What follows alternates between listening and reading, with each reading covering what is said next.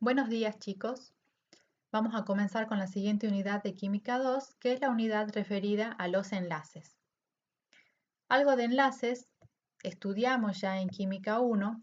Si repasamos un poco, estudiamos enlaces o uniones interatómicas, tres tipos en particular: el enlace iónico, el enlace metálico y el enlace covalente. Y también estudiamos para las sustancias con enlace covalente las uniones intermoleculares London, dipolo-dipolo y puente hidrógeno. Otras interacciones también vamos a estudiar este año, que serían el dipolo-dipolo inducido, el ion-dipolo, entre otras, cuando vean la unidad correspondiente.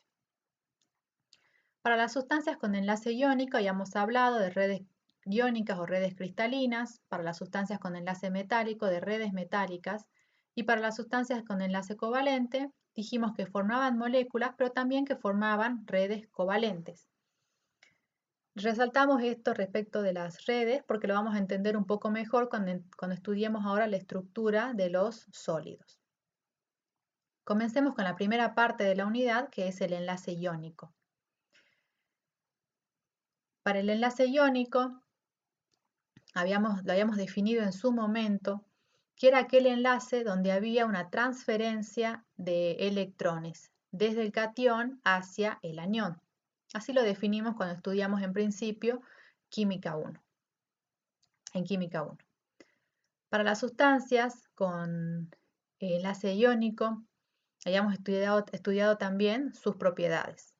Dijimos que eran sólidos a temperatura ambiente, que eran duros pero frágiles, y esta fragilidad la podíamos explicar, si recuerdan, tenemos aquí en este esquema, en la primera parte, representada en forma simplificada una red iónica donde los diferentes iones están representados con colores distintos, de un color los cationes y de otro color los aniones. Cuando se recibe una fuerza externa, ¿qué ocurre? Pueden quedar enfrentadas cargas del mismo signo, y esto entonces genera una repulsión debido a que las cargas son del mismo signo y se produce la rotura del cristal. Por eso decimos que son duros pero frágiles. También para estas sustancias dijimos que en estado sólido no pueden conducir la corriente eléctrica, pero sí pueden conducirla fundidos o en solución. Esto se debe a que cuando se encuentran en estado sólido, como recién vimos en el esquema, los iones ocupan posiciones fijas dentro de la red, mientras que cuando se encuentran fundidos o en solución, esos iones ya no ocupan posiciones fijas, sino que tienen movilidad, se encuentran libres, y esta movilidad es lo que les permite la conducción eléctrica. También de estas sustancias podemos decir que tienen elevados puntos de fusión y de ebullición. Estos puntos elevados se deben a la gran energía que mantiene el catión y al anión unido dentro de la red cristalina, y que para vencerla es necesario, como se encuentran unidos con una elevada energía, poder vencer esta energía, y por lo tanto los puntos de fusión y de ebullición son elevados. También conocemos estas sustancias que son solubles en solventes no polares, y esto se debe a que ocurre allí una interacción entre cada ion y entre el dipolo de la molécula de agua. Ustedes ya si recuerdan, la molécula de agua era una molécula polar, se produce allí una interacción ion-dipolo que es la que favorece la solubilidad de las sustancias iónicas en el agua. Cuando hablamos de sustancias entonces con enlace iónico, podemos decir que son aquellas en las que existe una atracción de tipo electrostática entre el catión, que es el ion positivo, y el anión, que es el ion negativo. En principio, cuando estudiamos este enlace y cuando estábamos en Química 1, para poder definir las sustancias con enlace iónico, tomamos como base el criterio de la electronegatividad. Habíamos estudiado que la electronegatividad, que como ustedes ya saben de haberla repasado cuando hicieron propiedades periódicas, es la tendencia a atraer los electrones de un enlace. Dijimos que para el enlace iónico en química 1 decíamos que la diferencia de electronegatividad debía ser mayor que 1,9 para que las sustancias tengan un enlace iónico. Vamos a ver, sin embargo, que puede haber esta diferencia no es tan estricta, sino que vamos a ver que puede haber sustancias con enlace iónico que tengan cierto grado de covalencia. ¿A qué se debe esto? Si partimos de dos átomos que se encuentran unidos por enlace covalente, cuando los átomos son distintos, existe una diferencia de electronegatividad entre estos dos átomos. Eso hace que los electrones del enlace se encuentren más atraídos hacia el átomo que es más electronegativo. Cuando esa diferencia de electronegatividad es grande, ese enlace covalente, que lo llamamos y que decimos que es polar, ese enlace covalente se hace cada vez más polar. Entonces los electrones quedan muy atraídos hacia el átomo más electronegativo y esa copartición de electrones que debería haber en un enlace covalente se hace cada vez más pequeña y por eso hablamos allí directamente de un enlace iónico o a ese enlace lo llamamos enlace iónico. Como estamos hablando del criterio de electronegatividad, cuando mirábamos la tabla periódica entonces, en un extremo, en el extremo derecho, estaban los elementos que tenían mayor electronegatividad y en el extremo izquierdo estaban los elementos que tenían electronegatividades más bajas. Entonces decíamos que el enlace iónico se daba, por lo general, entre metales y no metales. Sin embargo, si miramos una gráfica de diferencias de electronegatividad en función del porcentaje de carácter iónico, podemos ver que este límite que poníamos antes no es tan estricto, como decíamos, sino que puede ocurrir que los electrones del anión sean atraídos por la carga del catión y que entonces se produce una polarización de la nube electrónica del anión y ese enlace iónico pasa a tener cierto grado de carácter covalente. Cuando la nube electrónica del anión se deforma hacia el catión, se dice que ese anión es polarizable y esa deformación se conoce como polarizabilidad. Por lo tanto, en las sustancias con enlace iónico, debemos analizar el poder polarizante del catión, que es el poder que tiene un catión para deformar la nube electrónica del anión, y la polarizabilidad del anión para poder entender o conocer si ese enlace iónico tiene o no cierto grado de carácter covalente. Hablamos entonces de poder polarizante para los cationes y de polarizabilidad para los aniones. Esto se encuentra resumido en lo que ustedes ya estudiaron en el enlace en propiedades periódicas, que son las reglas de Fajans,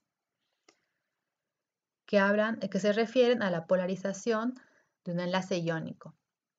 En estas reglas, si recordamos, decíamos que el catión era más polarizante, tenía mayor poder polarizante cuando era pequeño y cuando es pequeño y su carga positiva es grande, o lo que es equivalente a decir cuando tiene un potencial iónico elevado, y que el anión es polarizable cuando es grande y tiene una carga negativa grande. También los cationes que no tienen una configuración de gas noble favorecen la polarización. Para poder medir y determinar el poder polarizante de un catión, se puede calcular la densidad de carga. La densidad de carga es la relación entre la carga del ion sobre el volumen del ion. En el caso del catión será el número de cargas positivas que tenga ese catión multiplicado por la carga del electrón sobre el volumen, si consideramos que son esféricos, sería 4/3 de pi por el radio de ese catión elevado al cubo. De esta forma entonces podemos conocer el poder polarizante de los cationes. Veamos un poco de qué forma los cationes y aniones se encuentran dentro de la red iónica. Se ubican en forma empaquetada. y existe una fuerza de atracción entre iones de signo opuesto y una fuerza de repulsión entre iones del mismo signo. La atracción entre catión y anión, como es una atracción de tipo electrostática, como ya venimos diciendo, como ya mencionamos, viene dada por la ley de Coulomb. La ley de Coulomb dice que esa energía de atracción va a ser igual a la carga, perdón, a la constante de la ley de Coulomb, que está indicada con la letra K, a la carga del catión y del anión, que la tenemos representada acá entre barras de valor absoluto, con el Z más y el Z menos, multiplicado por la carga del electrón sobre la distancia que los separa.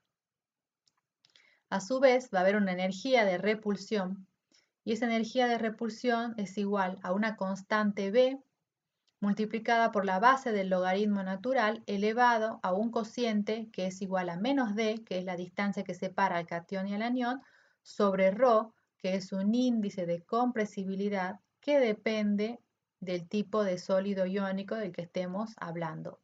O en otras palabras, que depende del cristal iónico que estemos considerando. Si representamos estas dos energías, podemos indicar con línea roja, que está representada la energía de repulsión, y con la línea verde la energía de atracción. Vemos entonces que la repulsión se hace mínima cuando la distancia es grande y que la atracción tiende a cero a distancias infinitas.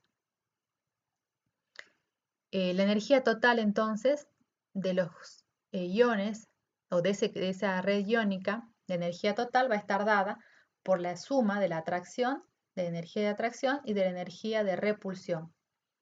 Las dos expresiones que están aquí representadas en formas separadas pueden representarse o están indicadas aquí en forma energía total con la línea azul, que tiene un mínimo para una distancia de equilibrio óptima entre el catión y el anión.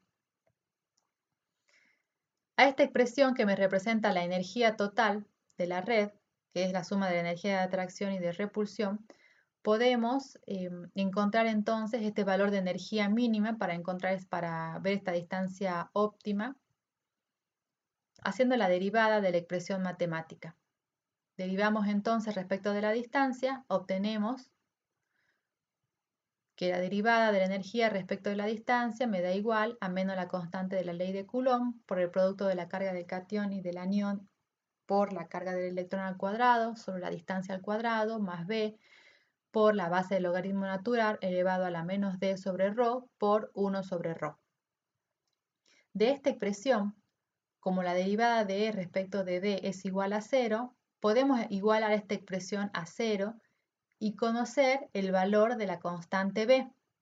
Despejamos entonces el valor de la constante b, haciendo la primera expresión igual a 0, y obtenemos que la constante b es igual a menos la constante de la ley de Coulomb por la carga del catión, la carga del anión, esto sigue estando en barras de valor absoluto, por la carga del electrón al cuadrado sobre la distancia al cuadrado por la base del logaritmo elevado a la menos d sobre ρ multiplicado por menos ρ. Podemos entonces ahora reemplazar el valor de B en la expresión de la energía total. Lo reemplazamos. Aquí estamos reemplazando, fíjense, el valor de B. Y podemos sacar factor común menos K, carga del catión, carga del anión, carga del electrón al cuadrado, y D lo podemos sacar como factor común, que es lo que hicimos acá, y que es donde para dos iones en particular, o sea, para un catión y un anión. Sacamos aquí entonces el factor común y nos queda este factor común multiplicado por 1 menos ρ, que era ese índice de compresibilidad, dividido de 0, que era esta distancia óptima que me daba el mínimo en energía total. Si queremos considerar un mol de iones en total, multiplicamos la expresión por el número de Avogadro.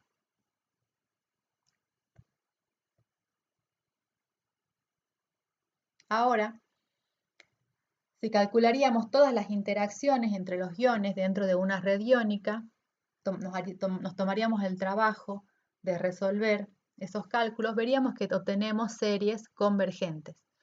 Series que convergen entonces a un valor determinado, y eso es un trabajo matemático que no lo vamos a desarrollar, pero que tenemos que saber que esa interacción total de todos los iones convergen a un valor que se encuentra resumido en un valor constante que se indica con la letra M y que se conoce como constante de Madelung, y que debe afectar entonces esta expresión total que vimos aquí.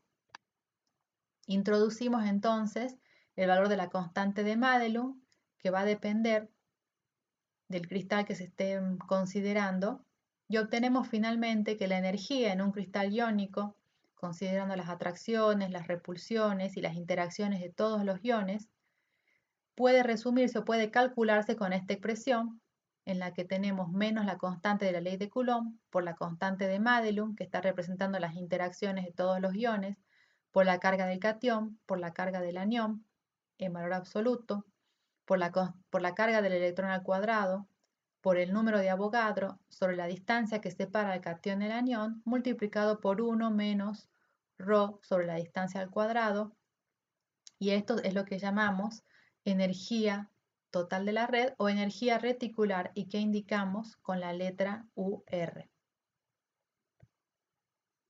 Entonces aquí tenemos la expresión de la energía reticular. Esta deducción la hizo un científico, Born-Landé, por eso se conoce como ecuación de Born-Landé, y aquí tienen indicado entonces cada uno de los términos, y el valor de ρ, que dijimos que es un índice de compresibilidad, tomamos un valor promedio que es 34,5 picómetros.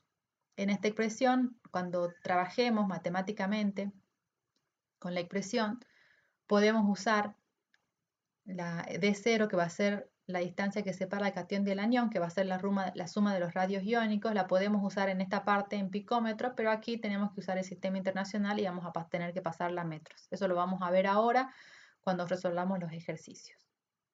Definimos entonces a la energía reticular como la energía liberada cuando se forma un mol de compuesto iónico a partir de sus iones en estado gaseoso.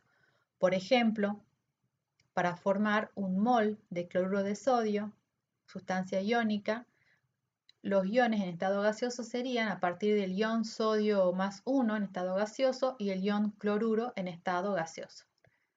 Nos dice entonces la expresión de la energía reticular,